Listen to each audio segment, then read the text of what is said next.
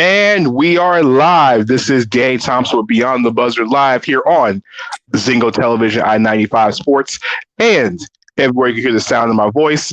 This is the 2 day a week show that myself and the man to the right of me, the student of the game, Mr. Kyle Nash. How you doing, sir? What's the good word, Danny Thompson? Listen, the studio is currently under construction, but I will not be kept down. I'm still here bringing you the action beyond the buzzer, literally and figuratively here. But don't worry, we'll be back up and running soon.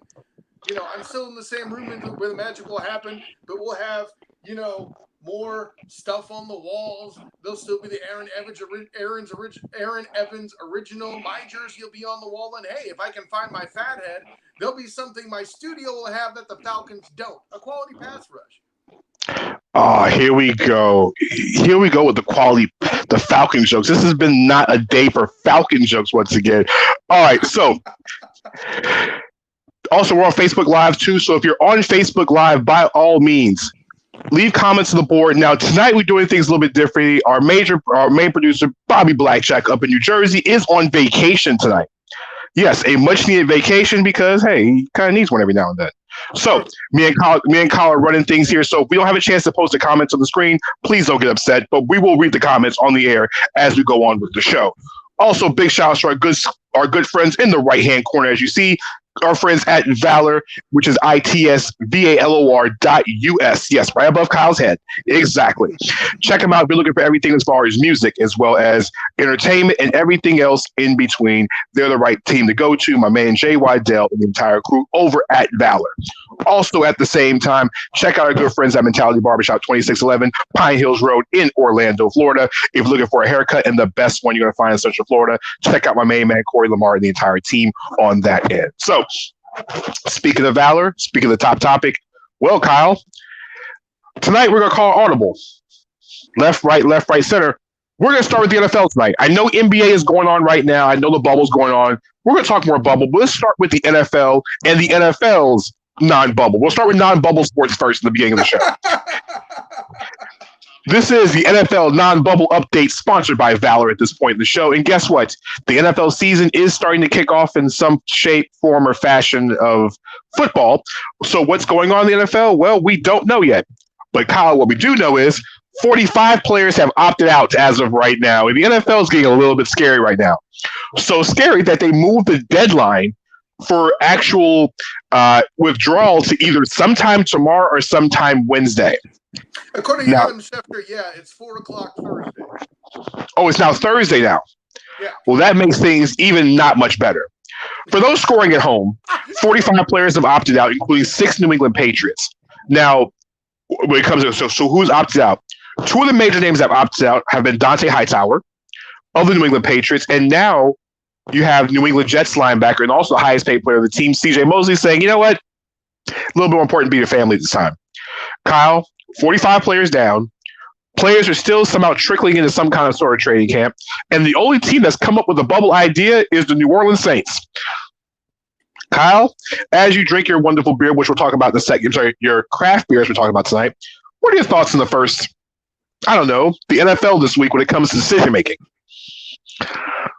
Well, I mean, listen, first things first, I'm not necessarily saying that the NFL is doing things great right now. I know I've been called an apologist for the commissioner and the league, but that's not where I'm at here. And first of all, don't let that 45 players opting out piece fool you too much. Yeah, that's not great, but the NBA had a lot of disaster going on before it initiated its season, and now it's looking much better. Granted, they have a bubble, as Mr. Thompson puts out there very well. And since the bubbles come up, have we even had any positive results for the NBA? I don't think so.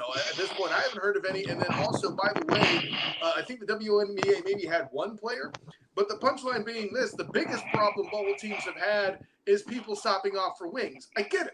And no, that's not just a one. No, he's not the only one. There's one player that did that. I'm not coming at you this time. Take it easy. But with the NFL, the number of opt-outs aren't problematic in my opinion, right? I think it's a situation where you have rosters that are bigger. So 45 players would be a lot if it were, guys that had 10, 13 players on a roster versus 50 something, So the number doesn't bother me, but the fact that it's not as organized as we'd like, we've talked about this, Danny Thompson, that's the part that's distressing. Now, I do like the part where they've drawn a line in the sand. I also selfishly enjoy the fact of one very special thing, Danny Thompson. They're doing it 4 hours before our show goes live, so we'll be able to report things on it for the Thursday edition. Shameless advertisement. You got to love it. But as you got to. There's things to be concerned about yet, but I'm really not in that place where I'm worried.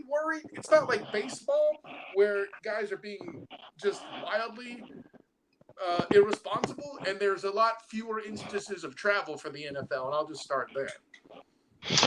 In the chat, like I said, we're not posting chat messages tonight because, like I said, our main producer's out tonight. But in the chat, LA Broadus, big shout out to LA Broadus, mentions, and this is the reason why we're not posting comments. Thanks, LA. That Danny's head's still big. All right, listen. With an ego. I can't stand LA. That's my guy, though. And my main man, Cortland Griffin, says that of course the Saints are a dome team, so bubbles are their specialty, and so is also, complaining about things in the playoffs as well too, and not tackling people in the playoffs and not playing pass coverage. But that's not taking advantage of red zone opportunities early in the game either, for that matter, Danny Thompson. Exactly. But the real thing with the NFL is, and one of the major concerns with the NFL right now is, only the Saints have a bubble, and they're the only team to actually come up with a bubble idea for their players in training camp because they took care of a hotel for all the players, personnel, and the people as far as the front office folks that are going to be in Saints training camp. They took time to rent out a hotel and basically told the players they're going to go here in training camp and back. It is what it is. You're telling me that 31 other teams couldn't figure this part out? But Kyle, guess what? There's more. In the world of COVID, we've also had Matthew Stafford opt out or be basically put on the COVID list because he's either has COVID or been exposed to somebody with COVID. Eagles head coach Doug Peterson has come down with COVID, right? Or either he has asymptomatic symptoms. Basically, he has it. On top of that, you have the Minnesota Vikings, who have three of their main draft picks this year on the COVID list. And this continues. And even Odell Beckham came out today. Now, mind you, this was taped. This interview was done 2 weeks ago before the Browns had everything in place. Before we go into this, he had concerns about COVID as well, too. So you have a lot of players with concerns of COVID.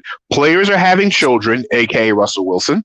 Correct. Among other players that I just can't think of at the top of the article. Exactly. That are considering because of family situations. Kyle, it's scary because the NFL is literally a month away. It's August 3rd. We're talking about the weekend after Labor Day to start the NFL season. We're now really trying to get in the training camp. We have no idea what's going on. We have no idea. If you're a player, you got to be skeptical about this. And I'll be honest with you, forcing players to a Thursday deadline isn't going to make things better. It's really, can you honestly say, can you give these guys safety? The players do not want to go through a Major League Baseball is going through either. That's the one thing the MLB does not want. The NFL doesn't want. Right. Because if we're scoring at home, the NFL's Major League Baseball's approval rating might be as bad as black licorice right now. And just a few inches above traffic jams and hemorrhoids, right? And interstate I-4 at 4:00 in the afternoon going down through downtown Orlando. Listen, you think the NFL situation is bad. The good news is they got plenty of time. Right. Major League Baseball is literally making rules up as we go along. What do you mean, Danny? Why are they making rules as we go along? Let's figure this out. Well, because you have the Miami Marlins, who had 19 players come down with COVID and took an entire week off, and guess what? They're still not playing baseball right now. You had the St. Louis Cardinals had multiple players come down with COVID. Why? Because there was no bubble. So what does that got to do anything? And the Miami Marlins decided to do way worse than what Lou Williams ever did. They decided to go out into Atlanta during the middle of a pandemic as a team. I don't know how many players went out, but guess what? Everybody came back with COVID at that point. The Marlins batting average when it comes to COVID is higher than the leading hitter in baseball right now. Then word comes out of St. Louis that players on the Cardinals had went to a casino. Yes. So this is the reason why you have a bubble. This is the main reason why you have a bubble, because you have players who do not know how to keep themselves safe. Can you imagine what the NBA players be going through if they didn't have a bubble? Or MLS players, if they didn't have a bubble, what kind of stuff they get into? Like how bad this is? Just think about this. The Orlando Pride of the Women's National Professional Soccer League, why was their season shut down? Because a few of the girls decided to go to a party 2 days before they were supposed to go to Salt Lake City. Oh boy. And they ended up contracting COVID-19. And guess what? They didn't have enough girls to send to Salt Lake City, so they had to pull the entire team out of the tournament. So at this point in time, baseball, like I said, making up rules as they go along. What are they doing? Well, guess what, Kyle? Because everybody doesn't know how many games they're going to play, we decide 2 weeks into the season that we're going to play 7-inning doubleheaders to make up games. This is what we call decision making on the fly. This is not smart. They still have it. 7-inning doubleheaders is great to save on pitching arms, players, and using players, whatever you want to consider it. It doesn't stop the fact of players are still getting out. Okay? We have an entire team that hasn't played in over a week. Well, now, yeah, Kyle, go ahead. Yeah, with the MLB, it's a little bit more of a unique situation on it. We've touched on this a bit, but do it quickly. Like in the case of the MLB, when they travel to play against another squad, because there's so many games they have to play, even in a shortened season, it's 60 games. Okay, that's very close to an NBA season, for goodness sake, right? But with 60 games on the docket, that's 30 away games you have to account for. And what baseball usually does is they'll play their games in a series. Danny, you know this. They'll go out there 3-game road trip or something. That means they're there for a longer period of time while they're there. You're left to sit between games and just kind of figure things out and stuff to do. People typically would go out in a normal setting that's not buried in a pandemic. So those players still do that. That's how you lead to things with clubs and stuff like that, and casinos. I shouldn't say clubs, although I'm sure that's a factor. You know, that's where all that comes up. With a football schedule, for example, you go in, you fly in early, you got meetings, you got meal, you go to bed, you wake up, you got walkthrough, you may have meetings, then you play the game. You're out to the airport basically immediately after the contest. So the thing that the NFL has working for it is that the schedule is tighter and there's less travel. I'm not here to tell you they're safe. I'm just saying they're at less risk than baseball, and I can see why they're scrambling. The challenge they have is so much road travel. Of course, they got to resort to something as desperate as 7-inning doubleheaders to get the job done. Here's the issue I have with this. Now, you made a lot of great points to the NFL, and to be honest with you, NFL teams can literally fly on Saturday night.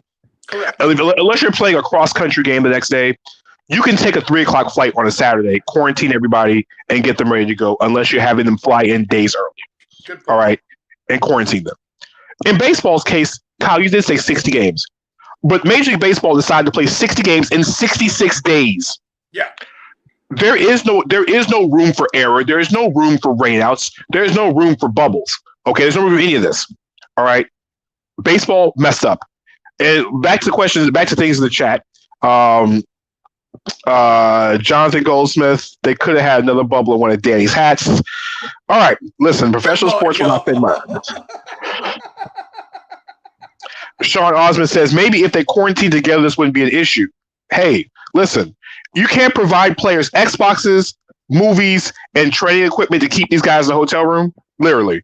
Like, it's the road. It's not, I understand it's not the most ideal situation, but these guys are getting paid. And for the fact of Commissioner Manfredi, as Ellie Bryce's point, is blaming the players, and he's saying we're going to shut the season down. Everybody's at fault here. It's the owners, it's the players, and it's also the PA at the same time. I mean, let's put it in perspective, Danny. The MLB is so wrong. You and Rodney, our favorite troll, are agreeing in lockstep in the comments here. Jeez. What's up, Rodney? I might need a drink after this. And Kyle, speaking of drinks, what are you drinking on tonight, Kyle? Well, this is the Boegian's Black is Beautiful can here. It's good stuff. For those of you who are familiar with Midnight Oil, it's a stout beer that has jalapenos in it. I know it sounds crazy, but it's delicious. And then here they have elements of their 7-layer stout with the cocoa beans and the vanilla beans all working in there. It's, in the words of Ozzie Smith in a Simpsons episode talking about tonic, it's a party in my mouth and everybody's invited. Yeah, sure. I did have an emotional moment. Agreeing with Rodney is an emotional moment. Jeez. It's emotional for us all. Drake Carter makes a great point in the chat. It says these guys just have a decision, just don't play. In baseball's case, they just did that. Yoenis Cespedes of the New York Mets say, you know what? 9 games in the season. Now, mind you, the Mets are 3-6 at this point, and we're going into the toilet anyway. He decides to go missing. Now, here's the problem I have with this. If you're going to opt out, that's one thing. The New York Mets fumbled this entire situation by making it seem like this man just went AWOL. Had everybody concerned and worried that this man had completely fell off the face of the earth. For about an hour and a half, everybody was concerned on social media about the whereabouts of Cespedes.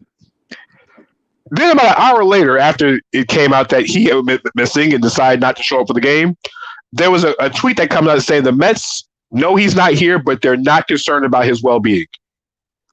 You just said this man didn't show up. You said this male didn't show up, and guess what? We're not worried. Well, Cespedes decided to pack his things in the Atlanta hotel and leave before the first pitch on Sunday. And you know what? Most fans are saying, well, you should be mad. But if you're a Mets fan, this is a typical Wednesday. All right. Here's the thing. Baseball players are opting out in the middle of the season. Okay. At least in the NFL's case, you got a couple extra days. Now, Kyle, here's my question for you. And this is a real serious question. Sure. In Major League Baseball, we had the Miami Marlins had an outbreak in the middle of the season. Right. Now, the St. Louis Cardinals had a couple players tested. And you had the whole situation with the Phillies and the Orioles and the Yankees, and they delayed games. If an NFL team had a breakout of COVID, do you think Roger Goodell and the owners shut this thing down? I mean, I'm really not prepared to rule it out, right? I mean, honestly, it depends. To me, it depends on how big of a stink the NFLPA kicks. If you know anything about how the ownership and Roger Goodell and the league tend to act, it's usually to sway the court of public opinion. The court of public opinion has a huge impact on what the NFL does. If you don't believe me, when the news got out about concussion issues and they got pressure from the fans, they made adjustments. When Ray Rice got his thing wrong and then people are outraged, they made adjustments. Heck, I could keep going. I won't, but I could. The punchline is the league tends to bounce to what the what's blowing in the wind test, right? If the NFLPA kicks a stink, if they get a lot of fan pushback from it, you better bet. I'm really sure they'll be willing to pull the plug. Where the part that would get dicey is the aftermath, Danny Thompson, because then at that point the NFLPA and the league would have to come to the table and decide on how they would handle the revenue shortfall in the contracts, because they're scheduled to have to raise the salary cap. Not only will that not happen, you may actually have a level of stagnation, and God forbid the salary cap go down. I don't think the NFLPA will let that happen, but those are things that are on the table if the league should be shut down. That's the same discussion the NBA had as well, too. That's why Chris Paul, Michelle Roberts, and we're getting the players, the 80-some-odd players that felt some kind of way about going, to say, listen, we don't want to lose money here. Now, is this a money grab? It's a money grab for everybody. The difference is the NFL players have a little bit more power than Major League Baseball players at this point in time. Why do you say that? Because remember, the NFL does not want to have replacement players play, okay? Let's just say a whole team decides to go down. Do you really think, let's just say the Miami Dolphins want to have a team full of replacement players? That's not, you got to think, when they're letting fans in the stadiums, you think these ticket prices are going to be cheap? Well, it's only today, too, that they're letting fans in, right? I mean, teams have all announced different things. Like, you got You got some teams such as the Jaguars who are saying, they're only going to let in 25% capacity. Some stadiums are outright still ordered by the state not to. I believe the Carolina Panthers are among those. I could be wrong there. I'm not up on my state declarations other than what's going on locally in Florida, which is its own mess. But that's all still very up in the air too, Danny Thompson. But to your point, it's a bad look if you're going to let fans in the stadium and then not protect the players at the same level. And they need to do something. I'm pretty sure I'm in your camp when I say there needs to be a league-wide policy, whatever they decide. Here's the thing with the 25% capacity. The 25% is not for season ticket holders. Right. Remember, the majority of the season ticket holders all the season tickets had the option to either get their money back, transfer their tickets to next season. Okay. What the NFL is going to do is they're going to let 25% of the fans in. But how are they going to make their money back? They're going to raise ticket prices even higher than what the single game price is. Think about this, Kyle. If you're going to lose, I don't know, two-thirds of your fan base, and you have $100 ticket, what makes you think those $100 tickets don't turn to $180 and $200 a ticket? And then you have all these folks who are starving to get out the house to go watch professional sports. You don't think, with the exception of the Jaguars, you don't think that they would fill 25% of the stadium in the majority of NFL stadiums? People are that desperate to get out the house and watch professional football and sports in general?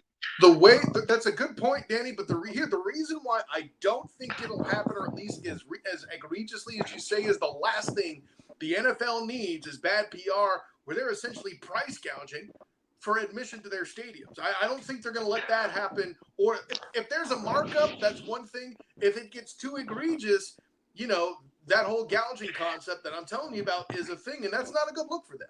They've already got enough PR problems. Yeah, but you know what, though? I don't think it's gouging because it's supply and demand. People want to, as well as people want to hear you. People want to see this. So if people want to see it, then it's going to be it's a supply and demand thing. So I think it's a supply and demand. I think honestly they're going to raise ticket prices and they're going to try to make a lot of this money back. You'll see more sponsorship ads throughout the stadium. So it'll look like an Oakland Raiders game because you'll have tarp everywhere, or a Jaguars game when they have tarp all over the stadium and sponsors will buy ads all over the stadium. But I really do see ticket prices going through the roof and people will actually buy tickets. They're going to buy tickets. Think about this. NASCAR is still doing events with 20 to 25% capacity and putting in 80,000 people in stadiums, right, in racetracks. So 80,000, 20,000, it's all the same. People will spend money for it. They will. Yeah, I mean, your point's made about supply and demand, but like I said, is the money they'd make worth the PR hit? Hell, I can even argue that if they do it right, the advertisement would do enough to offset cost. I think the NFL would be wise, and you could be right. Maybe I have too much faith in humanity again.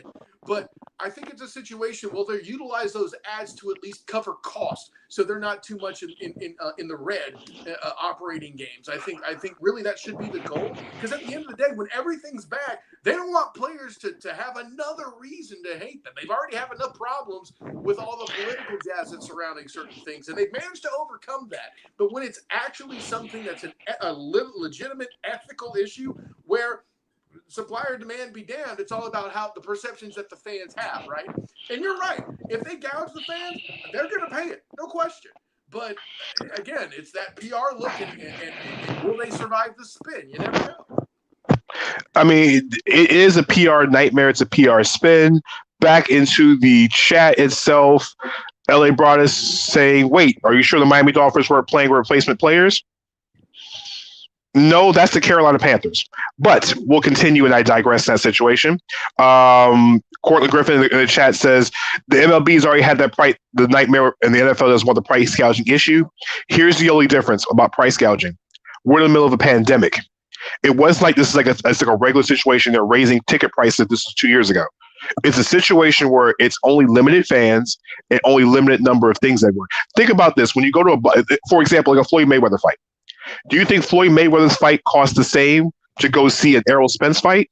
No, the ticket prices are completely different because it's two totally different fighters and two totally different demands. You could put them in the same building, but Errol Spence's ticket price would be what, $30, for example, and you're talking about Floyd Mayweather at almost $200. It's about the product itself.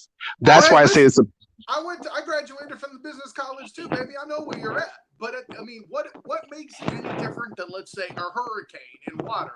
Obviously, that's a far more urgent situation, but it's the same concept, right? Now, I get the argument that the NFL is far more of a luxury than water is, duh. But, you know, that's where it's at. And by the way, I see in the comments, for those who missed the beginning of the show, the Student Game Studios is in transition. I'll have everything back up. So, yeah, LA Broadus and everybody, listen, you get 1 week where I'm not the loud guy in the room and you're complaining. I can't help you, okay? Hey, listen, I mean, Browns fans have to have something to complain about, okay? Oh, I didn't say that. I mean, you're not wrong, but I didn't say that. I'm just saying Browns fans in general. No shots to anybody, LA. All right, but also comments in the chat, going back up through it. Rodney Richardson says Cespedes went to Magic City. # no wings. No, he got wings. He hopped to his wings and hopped to that plane and got right out of Atlanta. All right. Man, you're going to defend that. You're on that hill. You're dying on that hill, Danny Thompson. Listen, the man went for wings. I don't care what that stripper says. That man went for wings. Tip or not. Sean Osmond in the chat says it's a building year for the Mets or something. Murder bees. Listen, for the Mets, it's always a building year. Until we get rid of the Wilpons, and this is a rant now, until the Wilpons are gone, we're still going to be rebuilding. Just let us get Steve Cohen and his $4 billion that he's going to pay for the franchise. The man's worth $13 billion. See, now you're mocking me, Danny Thompson. You're dropping all these dollar figures, and I don't have the studio to go. Ba-da-da. The show Billions on Showtime is based upon Steve Cohen. You let this man go buy the Mets, okay? I know I love A-Rod. I love the fact that they're trying to buy it. Listen, go get a fan with money, okay? I'm a Mets fan, for crying out loud. I would like to win something, all right? Rodney Richardson, if you let her down, I'm disappointed. Listen, I've got nothing to do with Lou Williams in Magic City. All I know is the man went to get some damn wings on his way out to go to Orlando. That's all we know. Let me get you back on track, though, Danny. If The Rock can buy the XFL, somebody else can buy the Mets. I'm with you. Listen, speaking of the XFL, congratulations to Dwayne Johnson, Danny Garcia, and everybody that's involved with the XFL. Why would The Rock buy the XFL? It's very simple. He got it on the clearance rack, all right? He bought the entire league, all the franchises, and bought everything for $15 million. He bought an infrastructure of a league that actually would have been kind of, I would say, successful. It was doing well the first few weeks before the pandemic happened. Now he bought an infrastructure for $15 million. He owns a professional league with $15 million and has a whole bunch of investors behind him. All right, Kyle. Now The Rock owns the XFL. What does he do with it? I have my thoughts. What are your thoughts? I mean, you know, there's a lot of directions that can be taken with it, right? I think that the biggest problem with the XFL, honestly, was some of the site choices. That Tampa team, for example, is not a great plan in my opinion. But I don't know how much you can do with that. I think what he does is he brings an element of star power. He makes it a bit more fan friendly. It's not just something that's to be, you know, kind of done as an aside, as kind of an NFL minor league. I'm not exactly sure what he'll do with it beyond that. Maybe he'll try to, you know, rustle up some more celebrity buyers, perhaps. Maybe lean into having more minority ownership, making it a social movement as well. And that could be possibly latently lucrative. You never know. What do you think, Danny? There's a couple of things that they can do to make this work. And I'm going to take a couple miles from the NBA in the situation. Before I do that, big shout out to our friends in the chat. I meant to mention earlier. I just lost it. LA brought us. Kevin Hart is not going to play QB. He's too short. He's a running back. He's barely even a kicker. He's a kicker, for crying out loud. Yeah, this is the best part about live television. Rodney Richardson in the chat saying Kyle ugly shirt because he's a 49ers fan. Winning teams actually can be on the show. All right, John Beelan also in the chat saying the MLB season will start, but it won't finish the NFL. Same with baseball. Also, Kyle, you got a hello from Precious. She says, hello, Kyle, my buddy. How you doing? All right, here we go. Here's how you do this, and this is the best way to do the XFL. Cortland kind of stole my thunder. Here's what you do. You turn this into an NFL development league. But here's how you do it, Kyle. In the old NBA, where they had the D League, which is now called the G League, in the very beginning, they had about 8 franchises. And what they did was each of the teams all had a stake in different franchises. A lot of teams had multiple teams be part of one franchise. And what they did was they sent guys, like 2 or 3 guys down from each of the teams down to fill the rosters, and the rest of the team was filled in by the franchise. Kyle, NFL rosters are how many? About 54 Correct. players? During the regular season, 53. I think they start preseason with like 90 or so. It's huge at first. Okay. Hey, Bobby Blackjack's back. All right. By the way, you see the updates and talks, and now you can start seeing comments now. So fire away, everybody. All right. So here's how this works. So you get 8 teams, Kyle. There's 32 teams in the NFL. There's 8 XFL teams. And for every one XFL team, you have 4 NFL teams per every XFL team. All right. What you do is you allow the NFL teams to sign 10 additional players that are not practice squad players. They'll be called developmental players. All right. You send each of those 4 teams send those 10 players, and then that's 40 players, and then the team signs about 12 to 13 of their own players through tryouts and everything else in between. You got 53-man rosters. That way the teams can see those guys develop. They can see those other guys and just see how they play together. You're not running the same systems they run everywhere else. You just want these guys playing football. Okay? You have them play in the spring, or you can actually have them playing concurrently with the NFL. Okay? You can pretty much just choose a day of the week. Make the games on Wednesdays. Okay? Tuesday or Wednesday. It really doesn't matter. All right? You got what? Pac-9 football on Friday nights anyway. Does it really matter at this point? But what happens is you have these guys who are developing, and you have other guys that get signed by 120 other players. They're playing. They're getting activated. They're being held content. But at the same time, only 12 of those players are being paid by each of the XFL teams. The rest of the guys are being paid by their NFL counterparts. That way, the NFL has a stake in their players' development, because what happens during the season? Somebody always gets hurt. And you have to go scrounging for the waiver wire, because guess what? You don't have a practice squad player that can fill in the position of somebody getting hurt. You can have 5 practice squad players, but if you have 10 additional players, you can fill positions. You can go sign you a 5th-string quarterback or another running back or another wide receiver and fill in all those different positions that you don't have in your practice squad. Those guys get reps, so guys stay in shape. And then guess what? You might find a diamond in the rough or a gem for one of those guys you didn't sign, and those 12 players on each team are considered free agents. You create more jobs, you create more opportunities, and guess what? Guys will still have a chance to be playing football through football season. All right. I love the idea of spring football. We all do. But let's be honest, spring football doesn't really work. I mean, it works in some markets, in some markets it doesn't work. We saw the XFL, we saw the AAF. All right. Let's be honest, Kyle. How many of these teams had 25,000 or more people per game? In the XFL, it was just St. Louis. There was in the AAF. Yeah, that's the irony. The AAF actually had, I think, at least 3 teams. Orlando, one of them, San Antonio. I forget what the third one was. I think Arizona was getting some good turnout. But that's 3 out of 8 teams. I mean, that's not a great percentage. But I mean, exactly. And here's the thing. I love the concept in theory about, hey, the developmental league and the NFL get involved and all this other stuff. James Manny Robinson, the comment that's left here, has actually stolen my thunder a little bit. But the NFL doesn't need you guys. Newsflash. Why would the NFL really want to integrate themselves or put out any money to help you get off the ground when they already have a mighty fine system out there in the NCAA?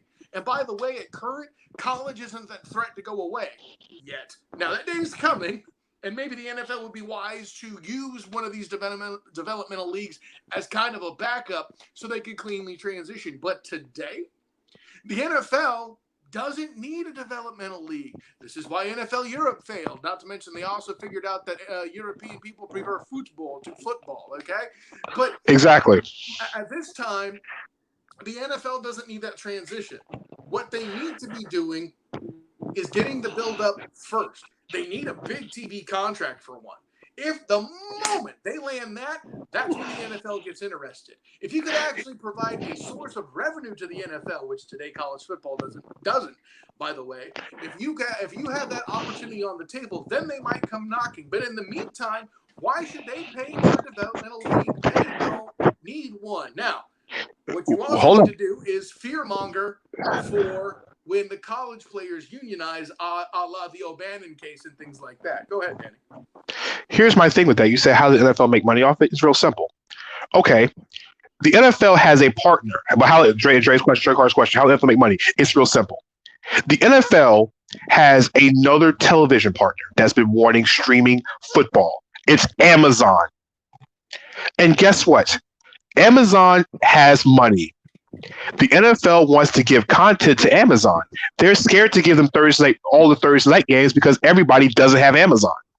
So how do you make the NFL and make Amazon happy? You give Amazon the 100% streaming rights to this entire league. How does the teams make money? Guess what? If you have a farm system team, it's the same way as any Major League Baseball team has a minor league team. You sell merchandise. You have tickets. You get part of the tickets. NFL makes money off this because people will watch football no matter what it is, how it is, and how it's done. People can watch football 7 days a week if it's on 7 days a week. All right. That's people true. watch Kyle.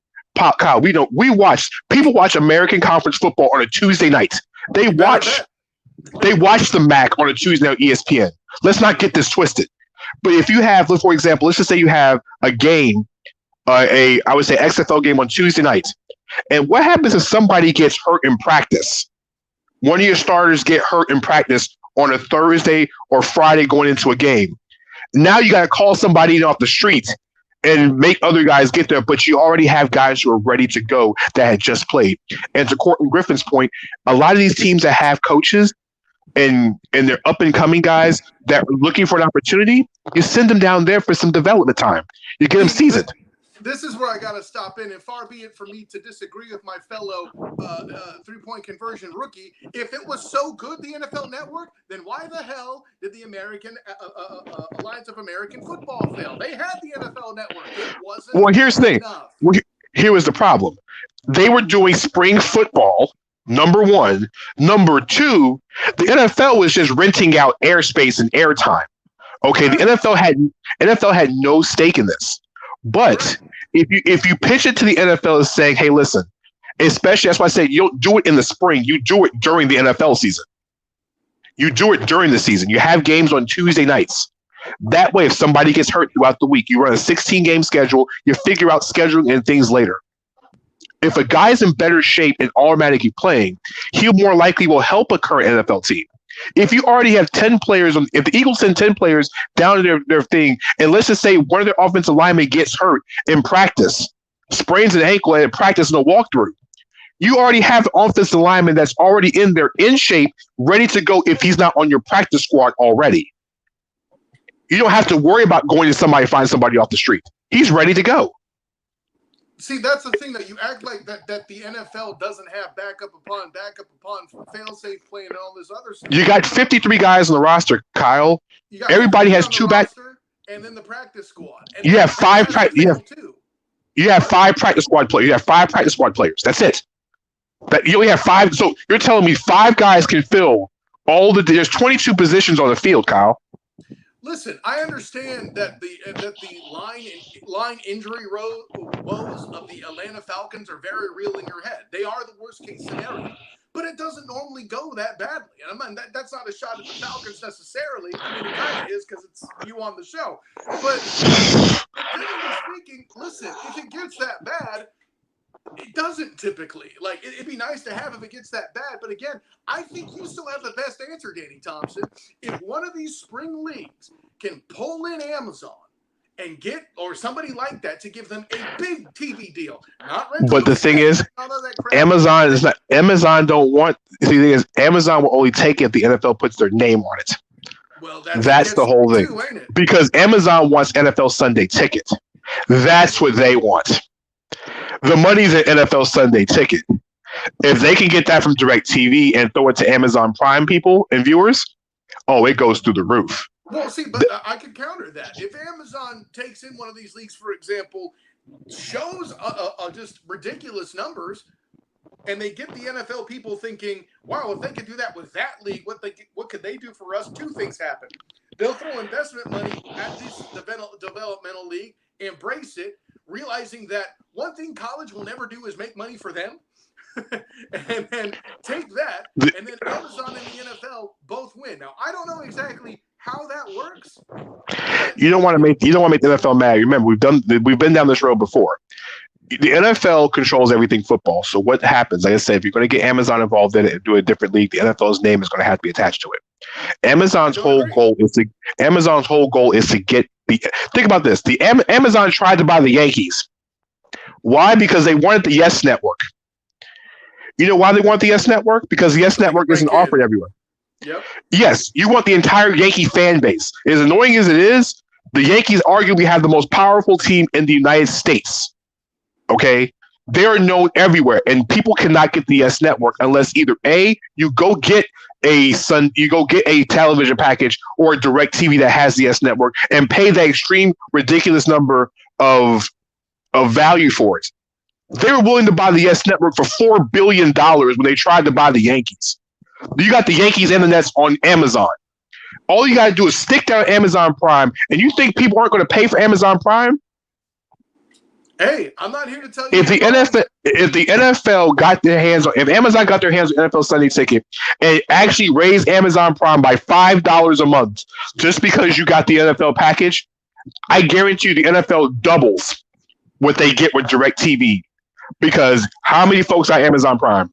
Hey, listen, man, I want them to embrace streaming too. And listen, these cats that keep bringing up the football points, preparedness is the name of the game. Listen, maybe it is, but it doesn't keep a league alive. That's what you cats got to realize. But remember, though, you're the business. You don't have the preparation factor. It's the other part is for that to be real, and the NFL won't. Here's the thing.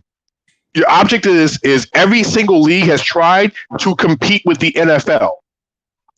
The thing is, they've tried, and once they compete with the NFL, their whole idea was they should have went in beginning with the idea of being a developmental league. They said they weren't a developmental league for the NFL.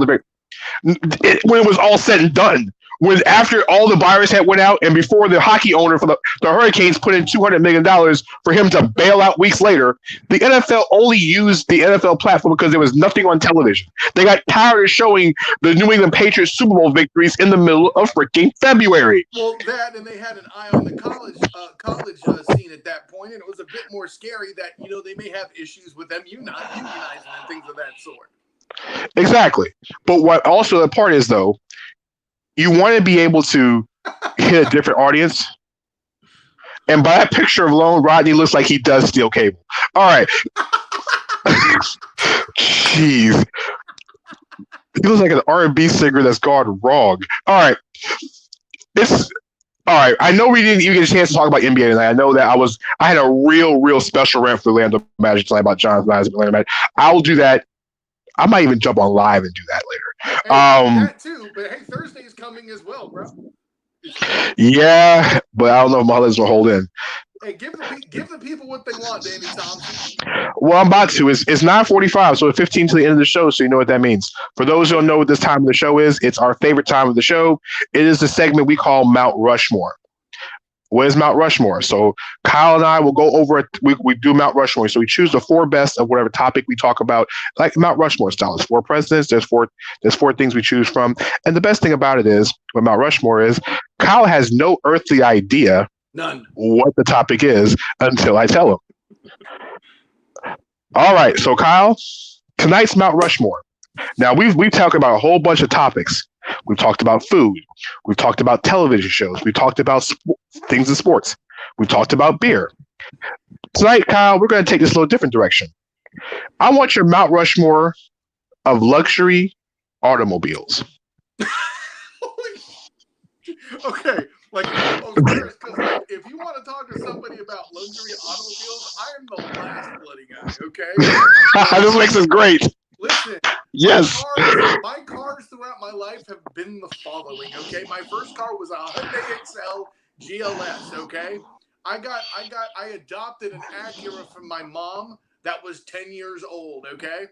The most new car I had was a Honda Accord for like a week before it got wrecked. Okay. Then after that, it was a Saturn and a Mitsubishi. You're talking to the wrong guy. All right, Kyle. So if you have a blank checkbook, Kyle, you have the ability to choose 4 vehicles. Let's go. Which 4 vehicles you're purchasing? Fat vehicles don't necessarily fit a fat guy. The PH turns into an F real fast. That's all I'm telling you. But anyway, okay. Let's go on down the line. First of all, maybe this is because my wife's an environmental engineer. Maybe this is because I find the industry of oil in itself deplorable in some of its practices, even though I have some people who have lived on it amongst my in-laws. Hey, they're from the Hollands. What else is there? But I definitely will hook me up with an $80,000 Tesla like that. Why? I've been in one. It can take me, and listen, it might be electric, but it's fast. It's electric. I should be doing that. It's an electric slide, Danny Thompson. That's what I told you. So definitely put me on the way. Next up, hey, I'm not a guy who really necessarily needs doors that go like that, so I don't really need a Lambo. But at the end of the day, I'm going to get an Escalade in there. Why? Because it can take all of this, okay? It's not necessarily luxury, but it's practical. I got 2 kids. I'm huge. I would definitely have to put that in there for the sake of practicality. Next up, listen, I've always liked the look of it. I'm not a car guy. I went through my list of automobiles I've owned. I know precisely jack about cars. My wife has put a car up on the rack and given it a brake job. Yes, I know, wife and rack. There's plenty of jokes there. But I can't do that. I can barely change a tire, mostly because I can't fit. But the point is, most of the point is, if I were going to go with a car, I definitely would have a Ferrari on the list for me. And let's see, to round it all out, you know, I'll put it this way: it's the all-American car, and because it's convertible, I'm probably have a fighting chance to fit. If I don't have leg room, I can always stand up a little higher with the top down. I'll go ahead and put a Corvette at the number 4 spot there, Chief. All right. So, Kyle, give everybody your 4 again. So they Escalade, Ferrari, and Corvette. All right. So, I know Bobby's on vacation. I know if he's helping out inside the chat. Well, you know what, Bobby, you there, my friend? All right. I'm looking at this purely from the point of view of us selling Untitled Sports Network one day, and that check comes in, and I'm like, all right, what am I going shopping for? Yes, Bobby. Number 1 is the Ferrari. Got to get the Ferrari sports car. 2, you got to get the 4-door Maserati for when you take the people out. You know, the friends, He said take the people out. Right? How do you take people out in the Maserati? The 4-door. Okay. All right. For bad weather, you have the a nice Land Rover, you know, Range Rover, and then okay. We gotta still haul equipment around the Escalade. All right. I matched Bobby twice. That's new.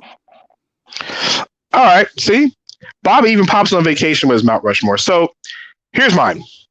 Wow. I mean, here's the thing. One of the things I've always worried about in having issues with cars is, Kyle, you remember the Buick commercial with a particular athlete named Shaquille O'Neal? I do. And he greased himself in that Buick and says, plenty of leg space. And I'm like, you lying son of a... Yes, exactly. All right, first off, I can't fit into some. Like you said, your point, Kyle, some cars I can't fit, and it can't be extremely low. All right, but number 1 on my list is my dream car. I'm an Audi guy. I've always wanted an Audi. All right, Audi A5 has been the car I've always wanted since I was in Shadow Centerpiece. So I can even go back when I saw Audis. Audi is number 1 on my list easily. All right, number 2, listen, a Range Rover. It's got to be simple. A Range Rover, black on black rims. Let me get a Range Rover for number 2. All right, number 3, listen, I know they're hell on earth when it comes to some things. All right, but I do want a Maybach. Just go ahead and let me get the Maybach because I can sit presidential in the back. and just relax with a fireplace. All right. I already got the Rick Ross beard going, so I might as well go ahead and finish the whole damn thing off anyway. All right. And last but not least, listen. All right. I know my boy JG's in the chat right now. He's been talking about Porsches. So let me explain my Porsche story and why Porsche's not on here. All right, so I got a friend in the chat. Not going to say his name. He has a family member that owns a Porsche, and so I'm not going to lie. I know the FCC might get on me for this one. So we got in the Porsche one day, and we decided, he's like, what? I'm gonna pick you. I'm gonna take you out in the Porsche. All right. Now I played video games all through Need for Speed, Midnight Club, all those games. I played those games with the speed. All right. So he's like, listen, we're on 485. I'm about to get to that point. So we get on 485, which is like the interstate, colleagues, like I-4. Yeah. He decides, okay, listen, watch this. He hits a button and the damn Porsche goes to 140 miles an hour on the interstate. Men in Black? I don't know what the hell it was, but I was scared shitless. All right. All right. I'm not going to lie. All right. I'm over here. I'm not even going to lie. It was like I had to try to hold my hand on the little thing that hold, the little grip thing. But the problem was it wasn't there. Yeah. Yes. Yeah. Whatever you want to call it, the damn thing wasn't there. And literally, I almost turned into complete goo in the side of this damn car. So there's no way I'm choosing a Porsche on my list. Sorry, JG. Not a chance in hell. All right. There's no satisfaction in doing that to a different passenger, though? Oh, he had plenty of satisfaction because he saw my face. I think he took a picture of it, too. Wouldn't surprise me. If you were driving, wouldn't you have satisfaction doing that to a different passenger? No! Oh, okay. No! Listen, I'll be driving my Nissan Altima for a while. Damn sure going. All right, but last but not least, when it comes to luxury cars, so my number 4 luxury car on the list. Yeah, there's no panic handles in the Porsche because guess what? Damn it, I almost died. All right. 4th car on my list is to me something I have a high respect for, and it's a Mercedes. Give me a Mercedes. Just give me the Mercedes. Doesn't matter if it's the G-Wagon or just the actual one of the Benzes in completeness. Give me a Mercedes on top of everything else. So, Sean, we need a maxed out Jeep. See, here's the thing. I ain't down with the mud like that. So, listen, I'm sorry, I'm not outdoors like that. Hey, but if that's you. He moved out of Florida, Sean. He's not into mudding. I mean, like, Sanford is not. Hell, I wasn't mudding when I was living in Florida. So, all right. That's what I'm saying. Listen, hey, but I got to give quick shouts to Cortland, too. He brought up BMWs as well. That definitely gets honorable mention from where I sit. Exactly. So, yeah. So, I mean, for me, like I said, let me have the Audi. I don't know. I'll end up, if I had the ability to do it, I'm going to have an Audi. I think a Range Rover would be the second one, and then I'll have a third one. The family car. But I don't know. I know that by the time it's all said and done, I know an Audi and a Audi and a Range Rover would be probably somewhere in my house more likely for the most part. All right. So Kyle, any shouts before we go? Hey, listen, I'm going to shout out the 3-point conversion. I'm part of the family now. I'm looking forward to doing all that, looking to get aboard the next edition of Unpopular Opinions. Listen, Danny wants to feed you some silliness about Matt Ryan as a first ballot Hall of Famer. You ain't seen nothing yet. Big shout out to man Bobby Blackjack up in the studios, New Jersey, on vacation. We're not doing this Matt Ryan thing. I will not take the slander of Matt Ryan. He is the first ballot Hall of Famer, no matter what y'all say. Hall of Famer, he is not a first ballot Hall of Famer. Prove me otherwise. All right. Also, big shout outs to every person that before I even do the shout outs in the chat room, I'm going to let this off my chest. I still got a couple of minutes, so we're going to do it like this. So, do it, Bob. All right. Do it, Danny. I don't really rant like this, but I think it's time for the rant I've been thinking about. So here's the thing. You got to tell me about this before the show, so I have popcorn, man. That's not cool. Well, listen, here's the issue I have with what's going on. Yes, Jonathan Isaac for the Orlando Magic suffered a season-ending injury yesterday.